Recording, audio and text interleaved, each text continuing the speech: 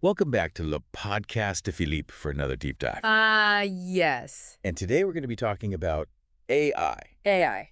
in China. Okay. So I have a stack of articles right here Okay. that kind of go through all the different aspects of Mhm. how AI is used in China, and it's really quite fascinating. Yes. So we'll go through everything from like how it's being used on a daily basis by people like us for shopping and stuff Mm-hmm. to, the more Yeah, the controversial stuff. controversial stuff about how the government's using it and Yeah, and the yeah. ethics of it all. Exactly. So Yeah. it's a hot topic Yeah, it really is. in many different ways because China's approach to AI has really been quite different from other countries. Yeah. They seem to be really pushing the boundaries Yeah. and setting a pace that's kind of caught everyone's attention. Yeah. And I think it's not just about the technology itself, it's more about how widespread it is. I've Like it's just so integrated into their society. So one of the articles talks about facial recognition being used for payments, and I was like, whoa. Mm-hmm. Like, and can you imagine just walking into a store, picking up whatever you need, and just walking out? I mean, it's already happening in China. Like it's not even like a future thing. Like over 100 million people are using facial recognition for payments right now, and that number's just growing like rapidly. And is that like a cultural thing where they're just like okay with that, or You know, I think it's a combination of factors. I think Right. the convenience of it Wow. really appeals to people, but it also raises those questions about like data privacy right? and security. You know, all those things come into play. So it's kind of like a trade-off It is. for sure. You're Yeah. So speaking of trade-offs, let's talk about the elephant in the room, Okay. which is the Chinese government Hmm. and how they're using AI, Right. because they are heavily invested in this, Oh, absolutely. from what I've read. They see it as like the strategic priority, like a key to economic growth and even like national power. Wow. They're investing like billions and billions of dollars in research and development. It's like they're trying to win the AI race. Kind of, yeah. I mean, they've stated that they want to be the world leader in AI by 2030. Oh, wow. So that's not very far away. No, not at all. And you can see they're making moves. They're focusing on things like self-driving cars. I've heard about those. Yeah, and like AI-powered healthcare. I haven't heard too much about that. Yeah, it's fascinating. What is that like?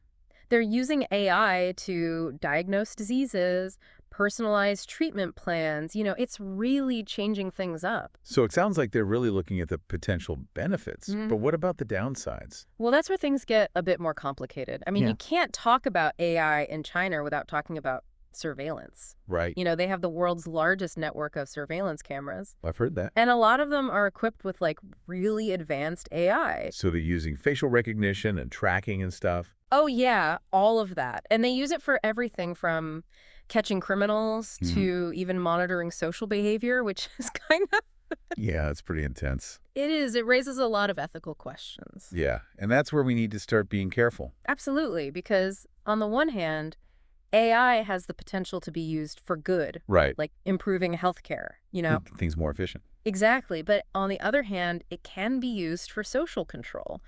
And That's a slippery slope. yeah, and that's what makes this whole topic so fascinating and a little bit scary, to be honest. Yeah, for sure. It's like this double-edged sword, Mhm. you know, and especially in China where the government has so much control Right. over information and technology. It's like all these concerns about bias and algorithms. And the lack of transparency. Exactly, lack of transparency, how these systems are developed, who's controlling them, you know. Yeah, and what could happen if it falls into the wrong hands. Exactly, like those are the things that we need to be thinking about.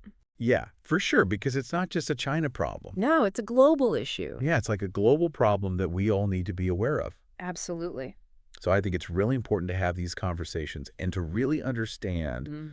the full picture of AI in China. Yes.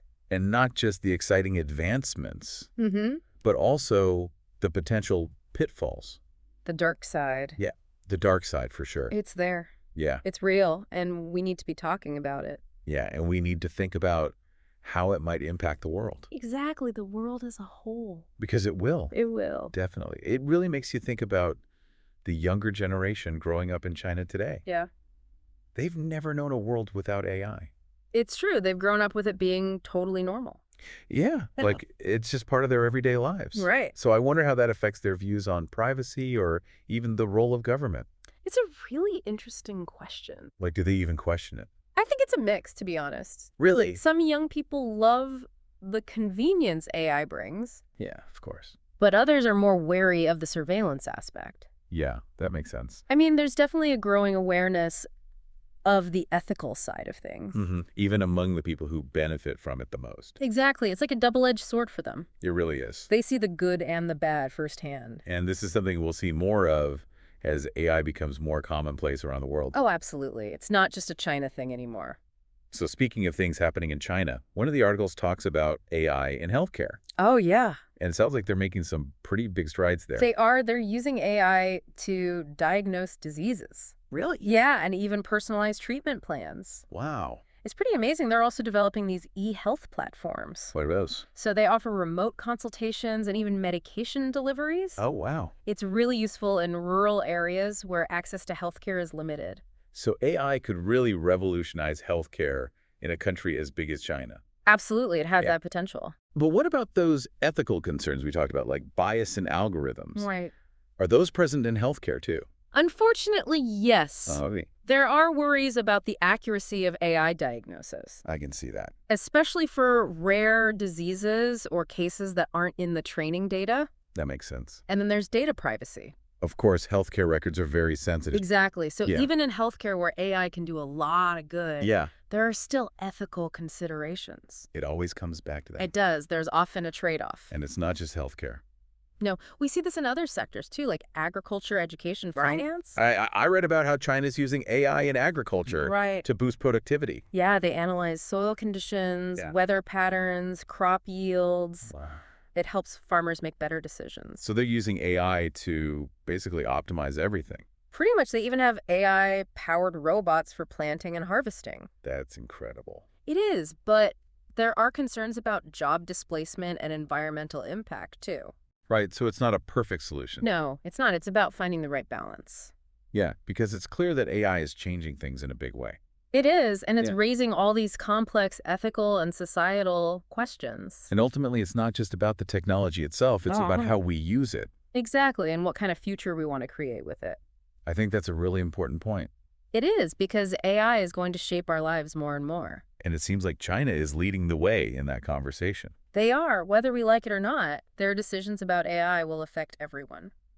So it's definitely something we all need to be paying attention to. Absolutely. It's a global issue that requires global cooperation. So we've talked a lot about the different ways China is using AI. Yeah, from facial recognition to healthcare agriculture, it's really a wide range. And it seems like they're really pushing the limits in a lot of areas. Definitely. Yeah. I mean, they're not shying away from the potential of AI. But it also raises a lot of questions about the ethical implications.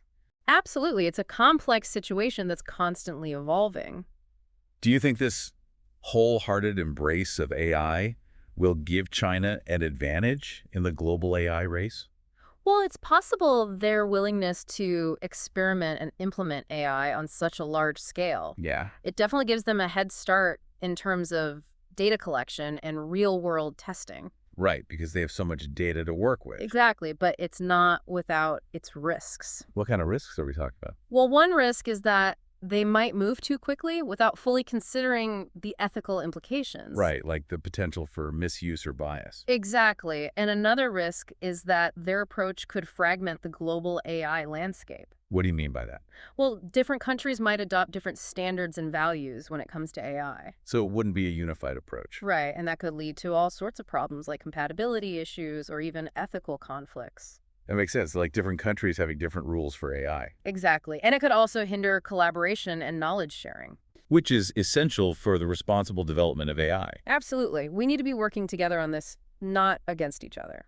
So what can other countries learn from China's experience with AI?